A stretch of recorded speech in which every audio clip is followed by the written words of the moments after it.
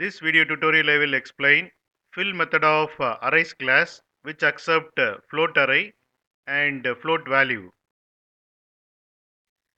Here I have defined the class arrays demo.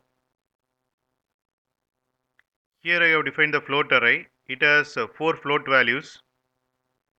Then I am displaying the float array content.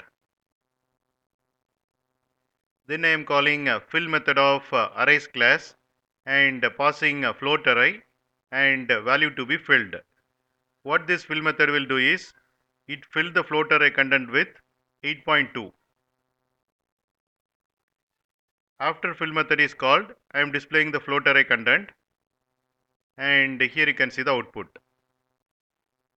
The float array is filled with 8.2.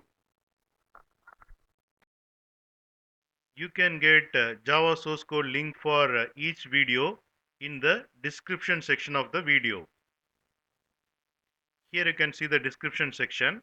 Click on show more and here you can see the Java source code links.